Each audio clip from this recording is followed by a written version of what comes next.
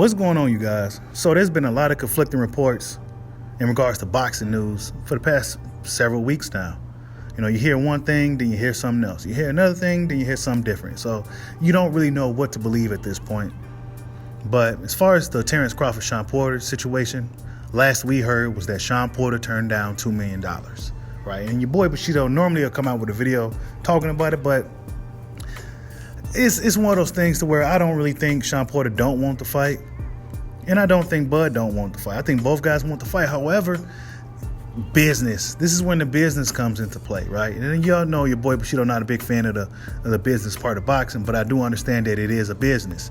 And in order for Sean Porter to get what he's looking for, they need a crowd. In order for both fighters and all parties to be satisfied, they need to have butts in seats. You know, you can't have a whole bunch of people dressed up as empty seats, you know, for a fight like Terrence Crawford versus Sean Porter. That's an action-packed fight.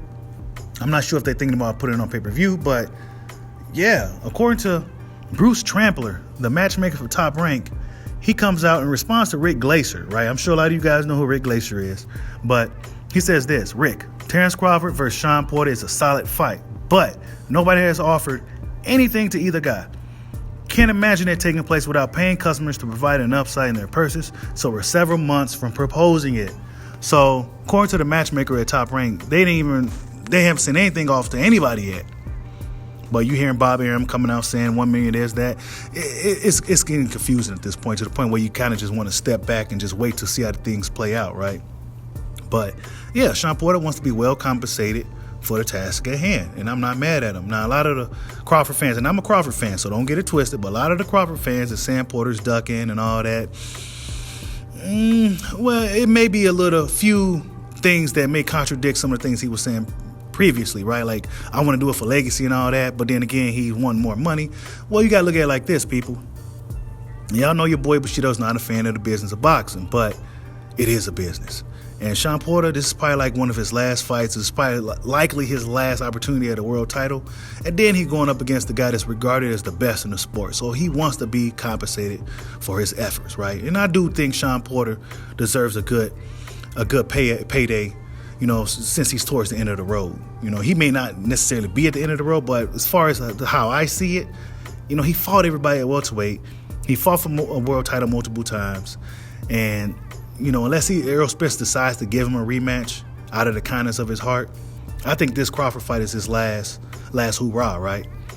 So I'm not mad at Sean for doing what he got to do to make sure he secure his future, right? I'm not mad at it at all. Sean Porter deserves it. You know what I'm saying? He never ducks smoke. You know, and you know, he's that guy. So Sean Porter deserves it. But a lot of fans been kind of bashing Sean, saying that he's turning down $2 million. I don't think that's the case, people.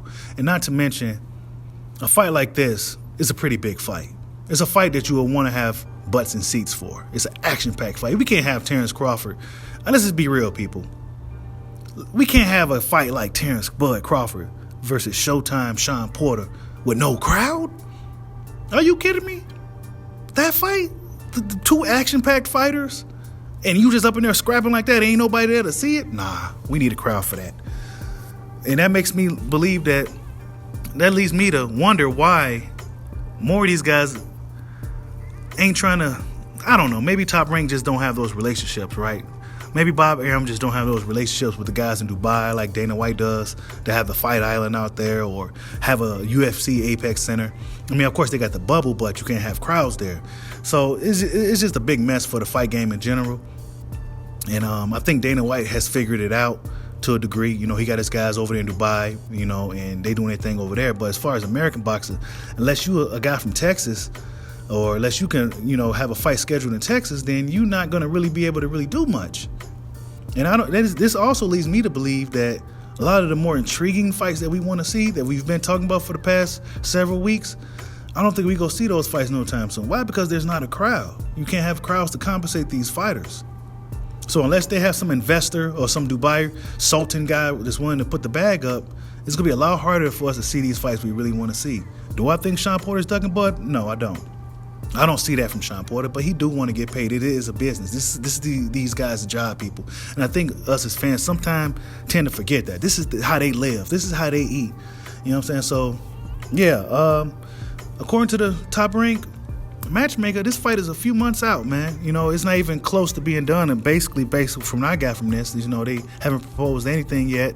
Bob Arum saying one thing, Sean and Kenny coming out saying another thing. So who knows what's real? Like, subscribe, holla at your boy. Peace out.